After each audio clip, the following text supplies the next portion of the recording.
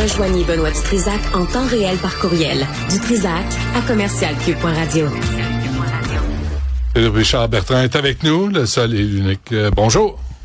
Oui.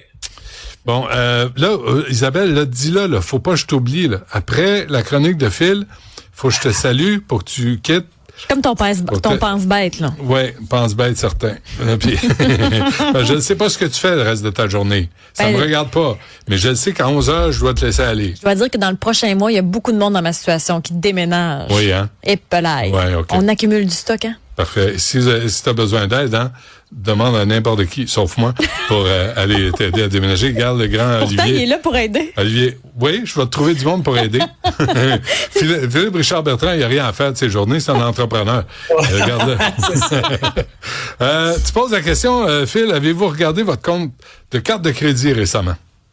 Oui, en fait, vous pourriez avoir vraiment des surprises. Hein. Tu sais, la plateforme que vous êtes abonné, que c'était gratuit, mais il faut que tu donnes ta carte de crédit, puis là, ta période gratuite est terminée, puis tu vois une charge apparaître. Moi, moi, personnellement, j'ai une alerte dans mon téléphone. Je fais ça 2 fois par année où je regarde s'il n'y a pas quelque chose qui s'est placé puis que j'ai oublié. Bizarrement, j'en ai eu un hier à 53 $, un abonnement gratuit d'une bébelle que j'ai oublié. Puis là, je suis en train de m'entretuer avec cette compagnie américaine-là pour qu'ils enlèvent le 53 $ qui a passé hier. Puis là, ils me disent, il est trop tard. Je dis, écoute, allez voir, là, je suis pas retourné sur la plateforme technologique. Mais il y a aussi Spotify, là, pour ceux qui écoutent la musique en ligne, là, Spotify qui augmente ses tarifs ce mois-ci. Moi, je me rappelle, mon abonnement Spotify, à une certaine époque, Benoît, c'était 7,99. Je suis rendu à 27 $ par mois, là, au fil des années. Là. Ah, ouais. J'ai un abonnement familial pour mes deux enfants. Et sans pub. 27 $, ça commence à être de l'argent, là, 27 $ par mois pour écouter de la musique. OK? Puis il y a qu'une fraction de ça qui s'en va dans les poches des réels artistes, compositeurs, arrangeurs, musiciens.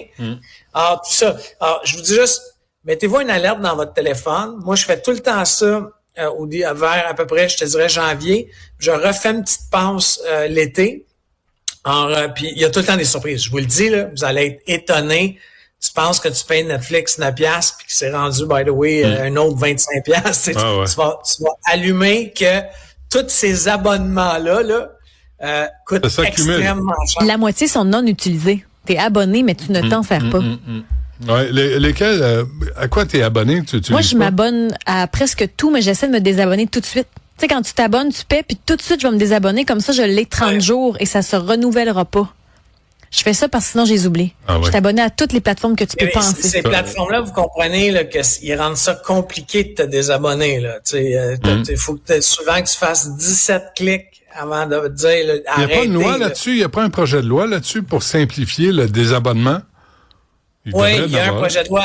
La problématique, c'est que c'est la plupart des plateformes américaines, excuse mon langage, mais ils se foutent complètement de nous autres. Là, honnêtement, il y en a un, là, je cours depuis un mois au niveau affaires, là, une affaire de 40$.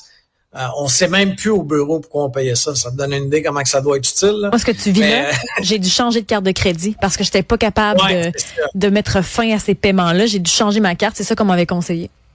Bon, faites attention. Dernier conseil à ce niveau-là. Si tu changes de carte de crédit, mais que tu n'alertes pas ta carte de crédit, que tu veux la changer pour que les frais arrêtent, il y a une disposition de la carte de crédit qui fait en sorte que tu changes de carte de crédit, mais ils vont ramener le fournisseur sur ta nouvelle. Ah oui. C'est grave, là. OK. C'est grave, là. Tout est là, hein. Tout est là pour nous extorquer. Fait que, annule là ton compte à Pornhub, là. Tu sais, arrête ça, là. Ça augmente, ça aussi, j'imagine. Non, je sais pas. Une autre série en difficulté. Ouais, regarde, ben tu sais, on sait que le bois va très mal. Là. En fait, il y a des tarifs là sur le bois vers les États-Unis. La construction en utilise un peu moins. Là, il y a une deuxième série qui est en difficulté. Elle a accumulé au fil des années, 66 millions de dettes. Ce n'est pas rien. Là. Donc, elle s'en va en avis d'intention. Qu'est-ce que ça veut dire? Mais c'est qu'elle va faire une proposition à ses créanciers pour voir si elle peut être relancée.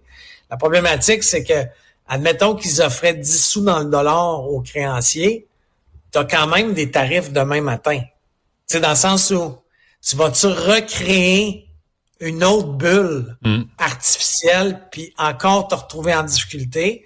Puis bon, les deux paliers de gouvernement, autant au fédéral qu'au provincial, ils ont décidé que c'était pas un secteur d'activité névralgique. Puis c'est fou là, parce que ça emploie beaucoup de monde au Québec. Là. Alors, ils les ont laissé tomber. C'est quand même spécial.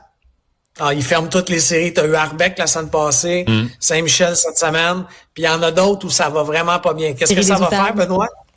Toute la construction résidentielle, OK, dans lequel il y a beaucoup de bois, va augmenter. Alors, ton deck de patio, tout va augmenter à cause de ces fermetures-là. Non, mais il faut faire de la planche avec le bois, là. Il va falloir qu'il y ait des séries qui restent ouvertes. Ben, honnêtement, j'ai parlé à un expert qui se spécialise là-dedans, puis il me disait, Philippe, là, c'est des dizaines de milliers. On parle de 30 000 emplois là, au Québec, là, c'est pas petit, là, l'industrie. Ouais. Il dit que il voit pas la lumière du tunnel. T'sais, quand tu vois un peu de lumière, tu te dis on va passer à travers, mais les tarifs s'en iront pas avec M. Trump. Tout ça fait en sorte que même si tu sauves l'entreprise de la faillite parce que tu fais une proposition à tes créanciers, mais encore une fois, tu te retrouves dans la même problématique pour les 2-3 prochaines années. Moi, je vois pas un avenir très beau pour cette industrie-là au Québec. Bon, et la filière batterie ne créera pas combien d'emplois? 10 000 emplois qu'on nous avait promis. Rappelez-vous, là, M. Fitzgibbon et l'ancien premier ministre Legault, c'était un projet. Nordvolt, juste Nordvolt allait passer à l'histoire. Là. On allait changer la destinée des Québécois. OK? On allait devenir riche, là, puis ça allait créer 10 000 emplois. C'est de la foutaise. Ça n'arrivera pas. Mais là, ils nous le disent sur le bord de la bouche, là, Benoît. C'est ça qui me fâche. Tu sais, quand t'as dit des absurdités, pas il y a 25 ans, là, il y a moins de 4 ans, aie le courage de venir dire à la population québécoise, on s'est trompé. Mais le problème, c'est qu'ils font pas ça. Il faut l'apprendre. Puis je t'ai écouté avec David Proulx tantôt avec l'étude des crédits du gouvernement, puis au ministère de la cybersécurité, ils sont rendus 2000. Faut-tu être capoté? 2000 gestionnaires.